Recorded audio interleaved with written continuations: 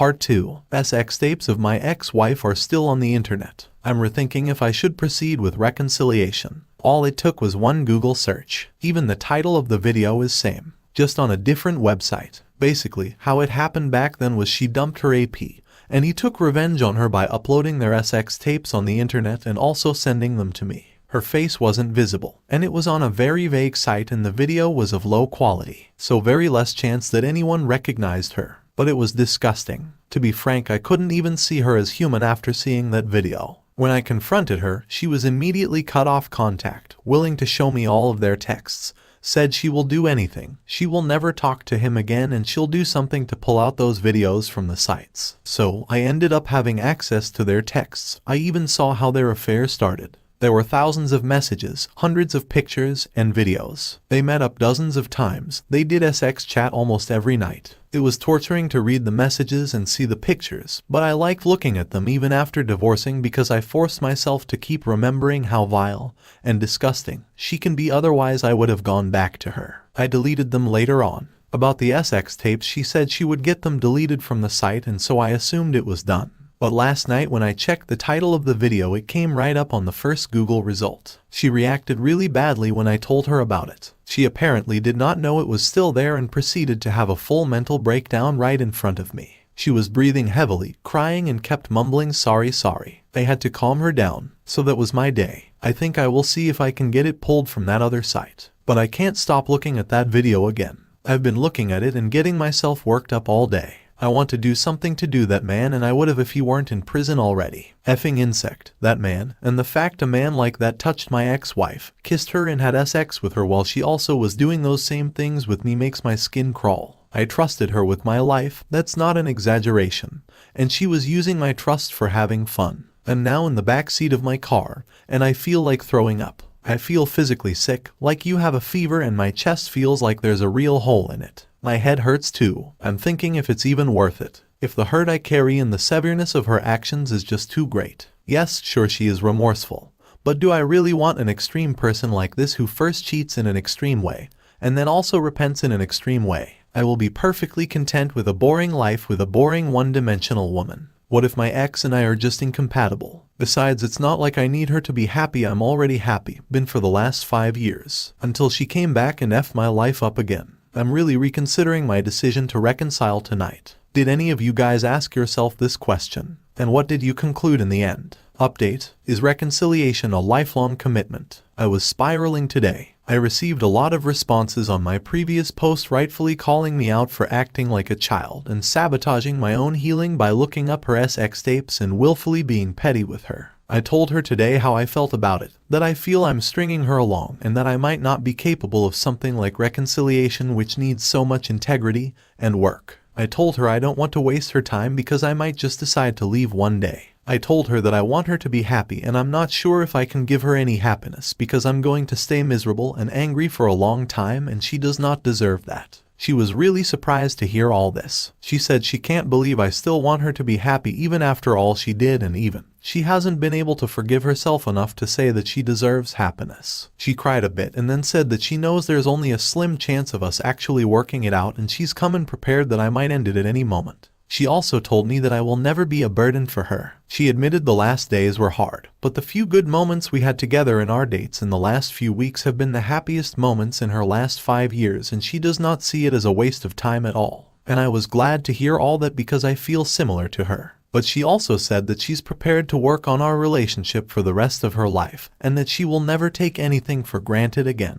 That line got me thinking. I asked her if she really thinks reconciliation for us is gonna be a lifelong commitment. Because I sure as hell don't want to reconcile for the rest of my life. If I'm gonna get back with her, I want to eventually outgrow the affair and even think of kids in the future. If we keep only reconciling and talking about the affair, will I ever feel comfortable to think about kids or remarriage? That is a scary thought, might end up becoming reality. How long can I continue reconciliation before it consumes everything and leaves no room for anything else? She said that it will take at least a few years, and for us it might as well become a lifelong effort. She said I should think more about it before committing to it, because she is 100% sure she is okay with it being a lifelong process. It depends on if I'm fine with that or not. I can't even understand what lifelong reconciliation will look like. Will I keep having these episodes of getting triggered and having to sleep outside? How long will I have to keep checking her phone and social media before I stop being paranoid? 10 years sounds reasonable. Lifelong triggers? Hell no. I don't want a life like that. Are there people who have been reconciling for a long time? Do you think reconciliation can be lifelong? What does lifelong reconciliation even look like? Does it ever get easier, less painful? Update: my friends and co-workers acted very rude to her and I'm really mad at them. I got a promotion at work a month ago, so a lot of my friends from work congratulated me. I was feeling like I owe them a party, so I asked a few of them this weekend to visit. I wasn't planning on having my ex-wife move in when I invited them. So, when I told her about it, she asked me if she should stay or if I prefer she left while they were here. I thought that since I was going to reconcile anyway, it would be a good thing to introduce her to them, since a lot of them have already met her before we separated. Some are also people I have literally known since childhood. So, when they arrived, she was in there too and greeted them. They just avoided her completely and none of them even asked about her. When I introduced them who she was and that we are getting back together, none of them asked or said anything about it. One of them was an older lady who is also my mentor from work and has met my ex-wife before. My ex went to sit close to her while they were eating, and she literally walked away from her and sat on another seat. All of them were gossiping with each other. I lost my SHT at that because it felt like a premeditated and pre-discussed insult from all of them towards both me and my ex. I told them, gently at first and more firmly later on, that my ex might have cheated, but they are nobody to treat her like SHT for that. I'm choosing to be with her, and if they have a problem with that, they can just not be my friends anymore. Some of them apologized later on, but most of them left without saying anything. My ex of course said nothing throughout and took it all. It's probably one of those times for her where she feels like she deserved it. I don't even know how to feel about my friends. They probably have good intentions in mind, but not even acknowledging her presence is just so petty. I have been fuming all day because of this, but I'm also glad I put my foot down and told them I won't tolerate such behavior from now on. Do people normally act like this towards people who cheat? I wonder if I'm gonna lose friends because of this BS. Is it right for me to cut off such people if they continue acting like a holes? Update: what if the betrayal is too much to forgive? I keep receiving messages and comments saying that my WS affair was the worst possible kind and there is no point to reconcile because I will never get over the hurt and betrayal. It is true that the nature and timing of her affair was worst. But is there even a thing too hard to forgive? My WS says she'll just keep doing the same things she's doing now to try and earn my forgiveness. But she doesn't know if I'll ever reach that stage either. She says she still wants to be with me and grow old with me, even if it means dealing with whatever consequences there are for the rest of her life. That does not seem a very attractive life to me, but that's what she says. I know human capacity for forgiveness is huge, but I also have no idea if there are some betrayals too great to ever let go. And I do have a really hard time with resentment and doubt because she showed and gave a side of herself to AP that I never got. There are a lot of things I have not even mentioned. She did things with him that I cannot dream she'll do with me, traveled through states to meet him, texted day and night while proclaiming her love to me and planning a life with me at the same time. Are there cases similar to us where the WS cheated in a really deplorable and depraved manner, and the BS was still able to forgive despite it all? Am I being too optimistic or too pessimistic? Update: I saw WW crying all alone at night. Last night I woke up really early, at around 3 a.m., and tried a lot but could not go back to sleep again. So, I washed my face and decided I'll go to the balcony for some air. I passed through the living room to reach the balcony and on the way saw that the lights in her room were switched off, so I assumed she was asleep. I was trying to be quiet because I know she has very less hours of sleep and also sleeps very lightly. I heard her before seeing her. Soft and muted sobs, almost like a cat was whimpering. She was probably trying to be quiet also, but in the quiet of the night I heard it clearly. And then I saw her there, curled up in a corner on the floor of the balcony, sobbing uncontrollably. Her hair was all messed up, and when she looked at me, I saw tears all across her face. She jerked herself back up as soon as she saw me, told me to give her a moment and wiped off her face. Then she was like, "I'm sorry you had to see that," and then asked if I wanted to be alone and if she should go back to her room. I just asked if she was okay and what was she crying about all alone at 4 a.m. She kept her eyes down as if I caught her doing something shameful. I told her that it's okay for her to cry and if she does not want to tell me, that's okay also. She got teary-eyed and confessed to me that she does this every night instead of crying in front of me. She controls herself when I am around because otherwise, she feels like she's being dramatic and manipulating and she shouldn't be crying when I'm being strong. So, she keeps those feelings suppressed and lets them out at night. She also told me she was very shaken by the video of her that's still on the internet. She says she feels dirty and as though someone's eyes were always on her body no matter how much she tries to hide. It broke my heart the way she described it. I had no idea she was struggling so much. I hugged her and we cried together. It's the first time I've held her in 5 years. I told her she shouldn't hesitate to tell me about what she's going through because talking about herself is not going to take away from my healing. It's actually helping me to empathize with her and stop demonizing her. I also told her that as a reconciling couple we need to be honest and open about what we're going through. She promised to me that whatever she's struggling with I'll be the first to know from now on. I told her I'll do the same too. Overall, I think it was a really nice and productive conversation. I was able to go back to sleep for a few minutes and had a huge triggering dream just an hour after that conversation.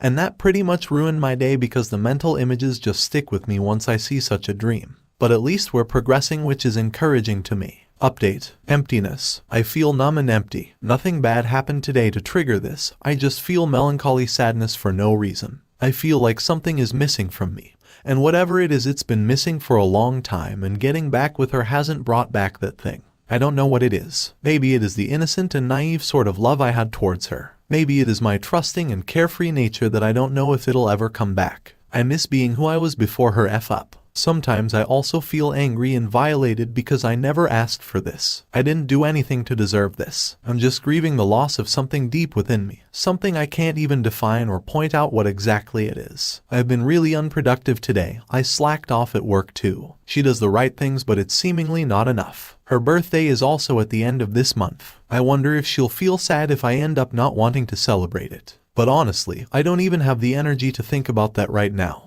I hope things get easier and less painful with time. Update. Is it a good idea to ask my WW to write a timeline of her affair 5 years later? I'm thinking of talking to her about the prospect of writing a timeline about all she did with AP every time she went to meet him. I consider myself pretty lucky since I already had somewhat of a full disclosure 5 years ago. She immediately surrendered her phone to me the moment I confronted her, and I was able to read all their texts from the very beginning when the affair started. Considering it was a year-long affair, they actually only met 4 or 5 times during the entire affair, so most of it was through text. I went through all those thousands of messages, and I did it more than once, so I already got to know most if not all that happened between them. But I still feel in the dark regarding what things they did when they met. I don't need any information about the sex they had, but about other things they did together. Did they go out on dates? Did she do things for him she usually does for me? These thoughts trigger me sometimes because randomly doubts like this pop into my mind and neither of us can avoid it, so it ends up ruining a good moment. As an instance, it was my turn to cook tonight, but she took over the kitchen anyway and said she's in the mood to make something nice today. She made a dessert dish I really like, and I was mostly enjoying the evening with her. But in the middle of the meal, I remembered an exchange she had with AP, where he was saying that she should visit him and cook dinner for him someday, and she enthusiastically said she will make this dessert dish for him when they meet again. And my stomach just turned at that thought of them having sex in his house and then her cooking for him and having lunch together. I couldn't eat what she made at all. I felt nauseous and like my stomach was already full. I didn't want to. I had no interest or intention in having this conversation with her, but I did it anyway. I asked her on the spot if she made this dish for AP. I looked at her as her expression turned from happiness to surprise, realization of how I came to that conclusion, and finally guilt and sadness. She said that she never even visited his house, much less cook for him. I just feel like I already have near complete disclosure, and there's just this little part of their affair I know nothing about. And I don't think letting these random doubts ruin good times is worth it. I want to let it all out and deal with it all at once. I'm prepared for some ugly truths. At this point, I don't think there's anything that can be too hard for me to handle. And I feel like I need to know everything because only then I can fully accept her back. I'm just wondering if it is a good idea to ask for a disclosure now. Are there BS who asked for timeline after so many years? I don't even know if she will remember things from that long ago. Am I just asking for more pain, or is it valid to feel like I need this to heal? P.S. I've started to use this group as a kind of daily journal in addition to asking for advice. I really appreciate the advice I've got from people who are more exp. Update. I asked for a timeline from my WW, and she said she's forgotten a lot of the details of her affair. My situation is a bit different from most since I already had near full disclosure 5 years ago, when I got access to the messages between AP and my WW and saw everything right from when the affair started. I separated and divorced her then and didn't discuss anything about the affair with her at all. But now that we've gotten back together and trying to reconcile, I still feel in the dark about what they did during the times they met. Their affair was mostly over text, and they only met a total of 5 times, so I already have near full disclosure. I just felt like the brief part of the affair that happened when they met each other, and I don't know about, is holding me back from healing completely and also contributes to random triggers. So, I'd been thinking about asking her for a timeline of all that happened when they met so we can move past it together once and for all. Today it was a day off for both of us. I thought it would be a good day to discuss with her the idea of writing a timeline of her affair. So, after lunch I told her there's something I wanted to talk about. I ran her through everything about how difficult these random triggers are for me, and so I asked if she could write a timeline of all that she did when she met her AP in a disclosure so we can move past it together. She listened to everything I said, then held my hand and said, "There's something I need to tell you too." She told me she's got a feeling that I may ask for this info, so this was one of the first things she talked about with her therapist. She told me that she doesn't remember a lot of details about what happened when she met her AP. I said of course it's natural to not remember some details since it was 5 years ago. She said it's not that, there's entire blocks of memory that she can't recall at all from when they met. She says she remembers the things leading up to it, but a lot of the memories of when they were together feeling like they have been wiped. She said when she tries to remember it feels like waking up from a dream. Like she knows some things happened, and it feels within grasp, but when you reach out you can't grab any of those memories. She only remembers bits and pieces but not all. Like how it happens after you wake from a dream and you know you saw a dream and remember vague details, but when you try to remember you can't recall fully what it was about. Her therapist told her that those memories may have become traumatizing for her, and her brain has subconsciously blocked them away as a result. She promised that she will still try to remember as much as she can and write whatever that she can remember. And she'll also try to understand why she can't remember it and will tell me if she discovers new information. After hearing what she said, I honestly feel like there's no point asking for a timeline anymore. What's the use of a timeline if it's incomplete? I wanted a timeline so we could put everything about the affair past us. But her condition means that it's not an option anymore. She'll probably keep remembering new things and disclosing them one by one. The one-time disclosure I had in mind is impossible with what she's going through. I hate that this is happening, but I'm also finding it difficult to trust her on this for some reason. The logical part of my brain tells me that she really has no incentive in hiding anything further because I've already seen the nastiest stuff. What more could even be there to hide? But I've been spiraling the whole day, I don't know why. I just get a gut feeling that she's lying again. I even know it doesn't make sense, but I can't stop it. And I'm starting to imagine all the things that they must have done together that I'll never know about. I really don't want to go down this rabbit hole, but I can't stop myself. She was pretty concerned and kept asking if I was okay, if I was mad at her. I think she could tell that I was not okay, but I couldn't bring myself to tell her how I was feeling. How could I? She just told me something that has traumatized her to the point that she had to block away memories. Something she might be genuinely struggling with, and my first instinct was to doubt her and question her genuineness. I just feel really bummed today. I don't know what to do. She's in her room all alone too because I told her I need some space tonight. And I feel like I've needlessly hurt her again. Another night that I just want to crawl up and disappear. Update: I read WW's incomplete affair timeline. I haven't posted in a few days because there were some messages and comments on my last post that were less than pleasant, so I took some distance. I'm in a much better state than 3 days ago. While I was spiraling, she actually wrote an incomplete timeline of whatever she could remember. It was pretty long still, and what she wrote also matches what I found from her texts with AP. There was new information and some of it was unexpected, but also the amount of depravity I'm used to in her affair. I also got to see what sort of memory blocks she can't remember. For instance, she remembers that after hooking up they went to a restaurant together, but she remembers nothing about what they talked about or did there. On another instance, she remembers the hotel room and what they did in the room but has no memory of how she reached there or what hotel it was. She also promised me that she will stop everything else and focus as much of her time as she can on getting over these memory blocks. I asked her how she can be sure that after giving me a timeline there won't be any new disclosure years in the future when she remembers something new randomly. Will she still tell me, or will she keep it a secret? She told me even if she remembers something new on her deathbed, she will still tell me without hesitation. Honestly, that is good enough for me. I have no way of confirming her information anyway because the only 2 people in the world who know what happened between them is her and AP. And I would rather die than trust AP's words, so she is all I have. She could have easily lied and made up things when I ask her, and I would never have known. So, it's really nice to see her seemingly working towards being honest with me. My mind's more occupied about her birthday this week. I feel really anxious about it for some reason. I don't even want to come face to face with her on that day, but I know that will be rude. It's not that I don't want her to celebrate it, I just feel like if I'm there with her I'll end up being triggered. I don't know what she's expecting either. I don't know what I'll do if she says she wants to go out party with her friends. Are there people here who didn't want to celebrate WW's birthday? How did WW react to it? Update: today was WW's birthday. A positive update: it was WW's birthday today. Last night after midnight when I wished her, I sat down with her and told her that I may not be in the correct mindset to celebrate her birthday this time because I may get triggered and I don't want to ruin her day. So, I told her with a lot of courage that she may go out today if she wants to as long she shares her location with me. But I will not be going.